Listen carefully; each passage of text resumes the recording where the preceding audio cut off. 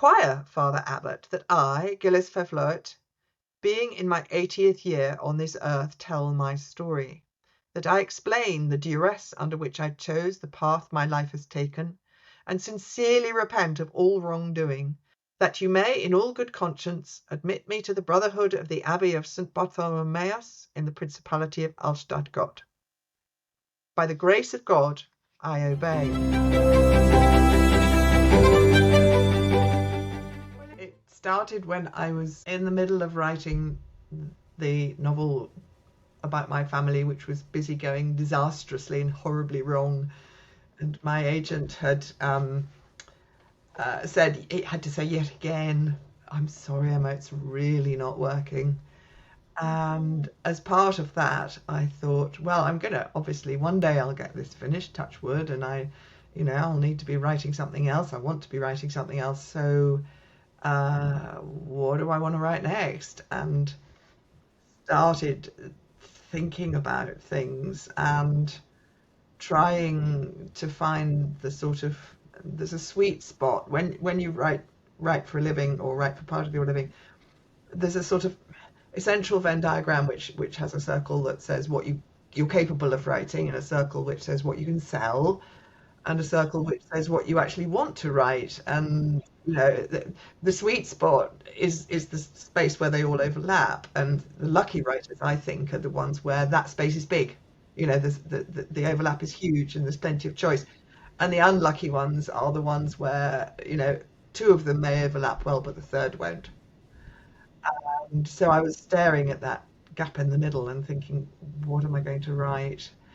And all and just having little refuges and thinking, well, it's clearly helpful to have what my American editor calls a non-fiction hook for a book. In fact, I think it's essential. You have to be able to show the potential reader, buyer, whatever, something that resonates with them. Just this is a book about nothing you've ever heard of, in a place you've never heard of, where nothing you'd recognize happens. It's not an easy sell.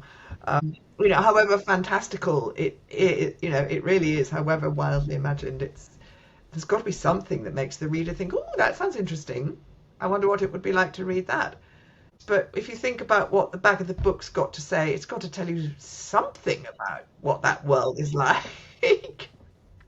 And as soon as doing that, of course, it's connecting with, it can't help but evoke it in terms of what the reader already knows, in a way. And the novel was going wronger and wronger, and eventually it absolutely crashed and burned, and it all went horribly wrong. And I had to abandon it. But out of that, I wrote my memoir, This Is Not a Book About Charles Darwin, a writer's journey through my family, which is a creative non-fiction exploring creative failure in fiction.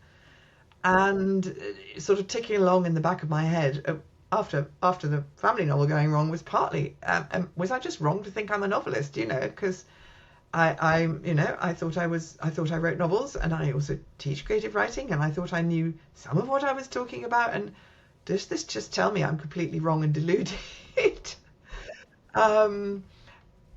But This Is Not a Book About Charles Darwin did show me that I could still write a story, a narrative, even though that was creative non-fiction. And the fact that I'd failed in the sort of conjuring trick, which is what fiction is, everything we do as writers of fiction, everything we talk about when we talk about technique is how do you get the reader to know this is a novel and yet to read it as if it's true, to stay inside, reading as if this really happened, believing it as we go. I mean, we talk all the time about, I didn't believe this character, I wasn't convinced by, and how do we get the reader to do that? And for that, it's got to be something which we can create in all that realness while it's still being fiction, while it being a story that we made up. And so I was looking for the sort of materials which had something, sort of place, the sort of time, which had something which was real and vivid, and hopefully, somebody browsing in the bookshop would think, "Oh, I know about that. What's that all about, that novel?" But also would leave enough space for me to do my full conjuring trick, my full fiction writing thing of creating a world into which the reader is willing to make this kind of trust fall of reading this if it's true, while equally well they know it's a novel. And the problem with my family novel, a lot of it was to do with the fact that I had so much data, I had so much material, that I just could not let the material sort of lose its real world tethers and become fiction. There would always seem to be a letter somewhere that said that I couldn't do what my imagination was wanting to do. And so I wanted someone to write a novel about, which had plenty of white space. And I also, little things like going to Amsterdam with my teenage daughter and going to the Rijksmuseum and suddenly standing in front of a very nice snowy scene by Averkamp, which as far as I knew I'd certainly never seen in real life before. It's your classic Netherlandish scene of skating on the ice, which is the winter scene is a genre that's pretty much invented by Peter Bruegel the Elder. And I had been absolutely overwhelmed with a feeling of I was happy. This is making me relive a time I was happy, a place I was, everything else. And I tracked it back to the bits of my childhood that I spent in Brussels when my father was working there, and indeed to the paintings of Peter Bruegel, many of which were in the museum up the road, the Royal Museum in Brussels. And I had Bruegel's The Census at Bethlehem on my bedroom wall. Other people had pop stars. I had Richard III and Edward and Elizabeth I and Bruegel, and so I started looking him up and reading about him, which I didn't really know very much at all. And first of all, remembered why I love the paintings, and then discovered that here's this lovely comics, sometimes ridiculous, sometimes satirical, sometimes full of horrors, sometimes full of saints. Here's this incredibly alive world, and in every single nativity there are soldiers. And I did some more reading and realized that those soldiers, they look like Herod's soldiers, but this is the Netherlands. This is the Netherlands in the middle of the 16th century. We're talking about 1560, 1570. And they're also Philip II of Spain's soldiers. And what's you can never see it quite directly, but it's always there, is this, is what was really going on, if you like, which is that Philip owns the what you might think of as the sort of Greater Netherlands, which is what we now think of as Belgium and Holland and Luxembourg, and quite a chunk of northern France and some bits of sort of northwestern Germany. And he owns them as his personal holdings. And he is absolutely, they've got a lot of Protestantism coming in, and he is absolutely devoted to stamping it out. And also, he needs an awful lot of money to keep the rest of his empire from falling apart, because it's costing a fortune. The Spanish crown keeps going bankrupt. And the Netherlands are unbelievably rich. 200 of their largest towns and cities are responsible for 50% of the entire GBT of Europe. And so you get this disastrous mix of political resistance and religious resistance. So sort of political resistance to Madrid and religious resistance to Rome get catastrophically entangled. And all of this is sort of just off stage in the paintings. And I found that so fascinating. And then, I went on reading, and I found that absolutely the height of Bruegel's career, you get, it's 1566, you get what's called the Beeldenstorm. I don't speak Dutch, so I'm probably pronouncing everything wrong. Which was or Storm, or however you would say it, and the art storm, effectively. And 400 cities, towns, and villages in the Low Countries explode into a very organized, revolutionary kind of image smashing, cleansing the churches, getting rid of everything that offends the more reformed Protestant kind of sensibilities, mostly religious imagery, but also all the sort of riches, the brass, the silver, the lace, everything else. And it was very organized, and it had a real philosophy and intention behind it. It also has its kind of ludic, world turned upside down aspects. And I thought, what's that like for a painter who, as far as we don't know very much. It was an Orthodox Catholic. I gather there's nothing in the paintings to say that he has any, strong beliefs that aren't perfectly acceptable to Catholicism, which is the official religion. But what does that feel like to be painting, to be making images when images are so potent for this society that people who hate them have to smash them? And what's that about images? Why is that? I mean, we see this in our own times. You don't report things to the Inquisition anymore, but you know statues get blown up, statues get toppled.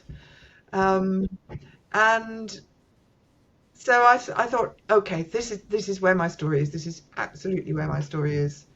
But I can't write from the inside of Bruegel's head. Nothing of art was not something I managed to do at all at school. I'm a photographer. I do spend quite a lot of time thinking about images in that form, and I'm an art historian, Marco. That was the academic road I didn't go down. Um, so I kind of moved into the Low Countries and spent a long time digging around. But went there a few times, remembering Brussels a bit from my childhood. But Brussels in the early 2010s was not at all how Brussels was in 1973 when my father started working there. Um, and so it grew out of that. But I wanted a frame story because there's a perspective I wanted to get on my protagonist, who I imagined he's entirely fictional. Again, conveniently, we know very little about Bruegel's workshop or his working practices or anything like that. We only have the paintings. He was enormously admired in his day, um, and he founded this small dynasty of little two sons and some grandchildren. Um, exactly. Though sadly he died when his older son was something like 4, so he didn't ever knew it. Um, but I imagined someone who I could insert into the household, who I called Gil, who starts as a model, and keeping his books because he's good at maths and Bruegel finds it rather dull, and becomes something like a muse and also a friend. I was very fascinated in Wolf Hall by the relationship between Wolsey and Cromwell, and also an old childhood love of mine, which is Antonia Forrest's 2 books about the Shakespeare's theatre, the Players and Boy and the Players and the Rebels, which again has a relationship. Now we're all rather more beady-eyed about these relationships, but they don't have to be. That one has a relationship between Shakespeare and his current uh, apprentice, uh, and I found that very fascinating in the way that the fictional character, in growing up and learning to see the world through the eyes of a flawed mentor, learning to think against the mentor as well, learning to see where they disagree and where they agree, but they can't not be changed by that.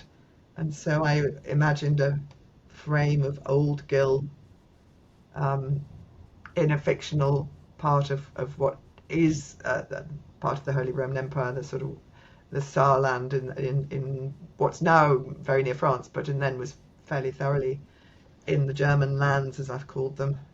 And and he wants to enter a monastery. He's always had a vocation to the religious life. And one of the things that Living with Bruegel tests is his vocation for a celibate life enclosed in an order, and it's even more tested when he falls in love. And so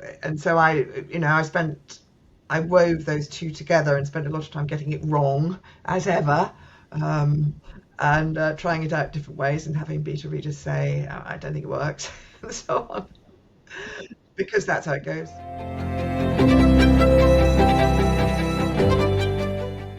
Gil went closer. The man had drawn a boy, doubled over, his stockings falling, struggling for breath. The man dipped his pen again, drew a fine line along below the figure, and, as if he'd conjured it by necromancy, the rough turf that ran down the side of the cobbled towpath was suddenly there, on the page, every jink and tuft. And on the tail of the page, as if he'd turned the book, there was another figure, the same figure, Gil, sitting on a wall with his back to the bridge post, hugging his knees wearily, eyes half open and mind elsewhere. The man looked up. Thank you. For what? I've done nothing. He grinned. For not kicking my work and my ink and me into the canal. Does that happen? Not often, but sometimes, especially when they're drunk or committing a crime. Why do you draw drunkards or criminals? Because they're men, and men get drunk and so do women, and they're proud and wrathful and they fornicate, so I need them for my pictures.